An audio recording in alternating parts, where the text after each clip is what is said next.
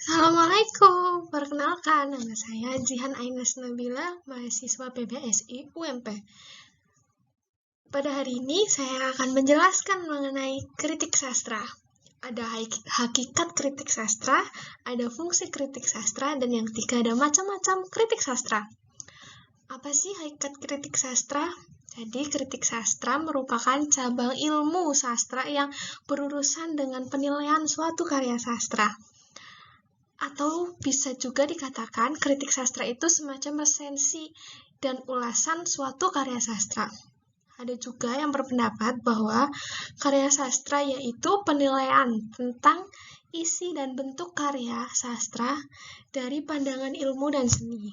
Dari pandangan ilmu, kritik sastra menaati sejumlah kaidah dan patokan ukuran yang nisbi objektif, sedangkan dari pandangan seni, penilaian karya sastra bertolak dari cita rasa yang nisbi dan subjektif.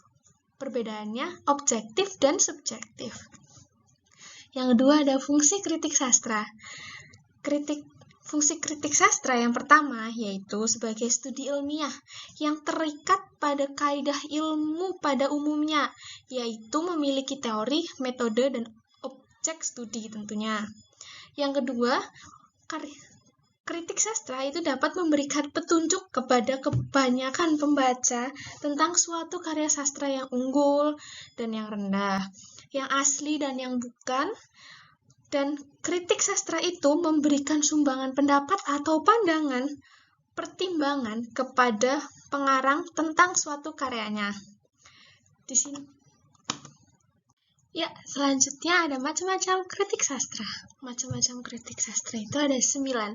Yang pertama ada kritik tekstual, kritik linguistik, kritik historik, kritik komparatif, kritik stilistik estetik, kritik sosiologi, kritik ideologi, kritik impresionistik, dan yang terakhir kritik integratif.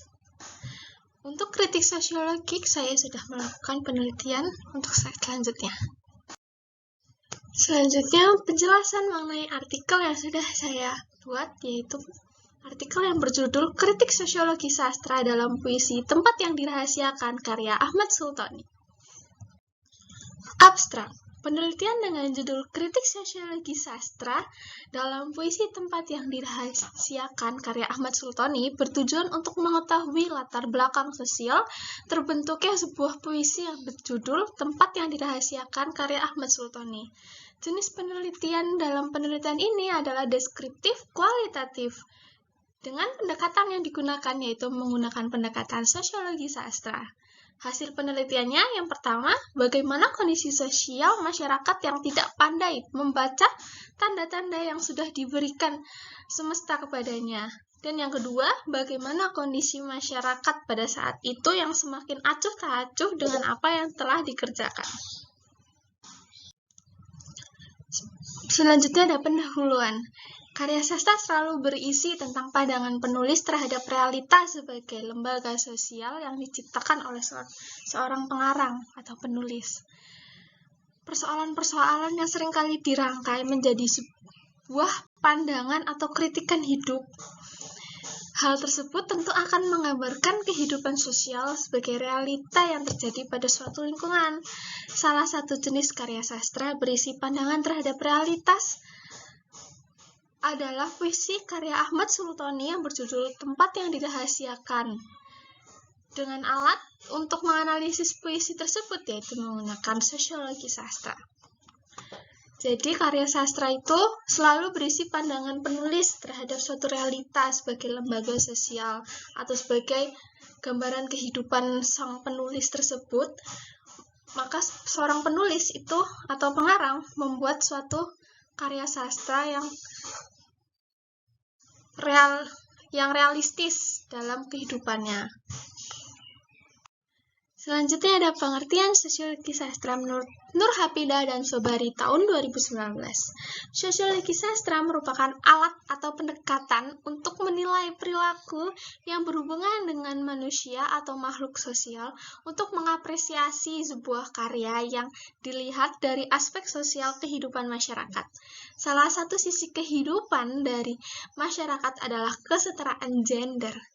Lalu menurut Sobari dan Faridah tahun 2017, pembagian peran gender yang ada lebih dikenal sebagai pembagian kerja berdasarkan seksual adalah pembagian kerja yang paling tepat untuk perempuan dan laki-laki.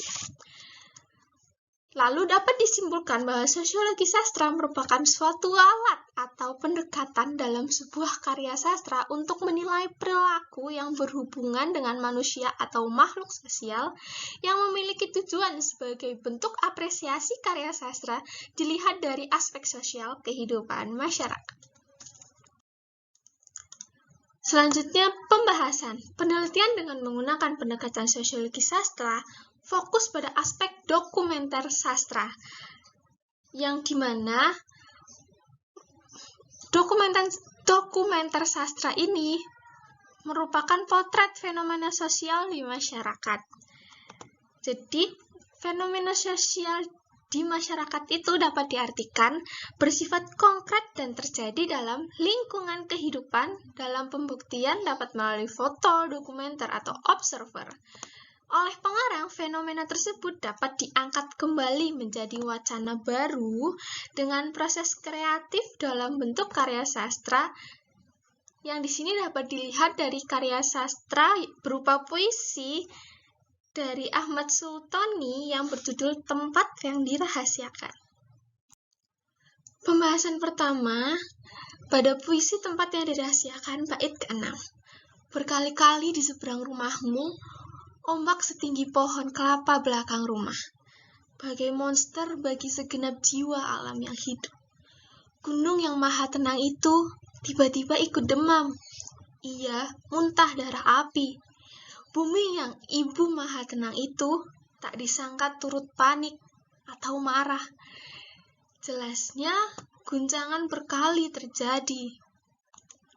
Pada puisi bait ke-6 ini, menceritakan bagaimana kondisi sosial masyarakat yang tidak pandai membaca tanda-tanda yang sudah diberikan semesta kepadanya, dimulai dari bencana alam tsunami, ombak setinggi pohon kelapa belakang rumah, bagai monster bagi segenap jiwa alam yang hidup.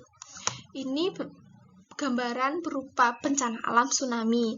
Yang kedua yaitu gunung meletus. Ada gunung yang maha tenang itu tiba-tiba ikut demam. Ia muntah darah api. Sudah jelas ini bahwa gunung meletus. Yang selanjutnya ada gempa bumi. Bumi yang maha tenang itu tak disangka turut panik atau marah. Jelasnya guncangan berkali terjadi. Ini menggambarkan gempa bumi. Tuhan itu telah menciptakan pertanda bencana alam tersebut agar seluruh masyarakat atau manusia untuk tetap senantiasa bersyukur dan tetap beribadah hanya kepada Tuhan yang Maha Esa. Pembahasan yang kedua, pada puisi Tempat yang Dirahasiakan bait ke-9. Dunia akan bangkit kembali. Aneka bunga akan mekar seperti sedia kala. Baca mantra yang telah diberi, penganjur kebenaran. Di aplikasi gawaimu yang maha canggih itu, segala mantra hidup telah ada. Kidungkan ketika hidup diliput gundah lara. Sialnya, kau lupa tertidur. Gawai di genggaman tanganmu, mendongengimu dengan lagu-lagu dangdut yang ganjil. Hingga pagi hingga siang, Tuhanmu kau lupakan. Penjelasan dari bait ke-9 ini yaitu menceritakan bagaimana pengarang ingin menggambarkan situasi sosial yang terjadi pada saat itu, pada saat karya sastra ini diciptakan tentunya. Dengan kondisi masyarakat yang semakin menjadi-jadi, membuat masyarakat lupa untuk menyembah penciptanya atau Tuhannya. Masyarakat seolah-olah tergiur dengan kenikmatan duniawi yang sudah didapatkan, contohnya telepon genggam, ponsel. Manusia cenderung untuk berada lama bermain ponselnya seharian penuh dan melupakan Tuhannya untuk beribadah, untuk bersyukur, untuk melakukan diskusi atau bahkan sekedar meminta maaf kepada Tuhan. Yang terakhir, penutup. Puisi yang dengan judul Tempat yang Dirahasiakan karya Ahmad Sultani dapat disimpulkan dalam puisi tersebut membahas mengenai bagaimana kondisi sosial masyarakat yang tidak pandai membaca tanda-tanda yang sudah diberikan semesta kepadanya, yaitu terletak pada bait ke-6 pada puisi tersebut. Selanjutnya,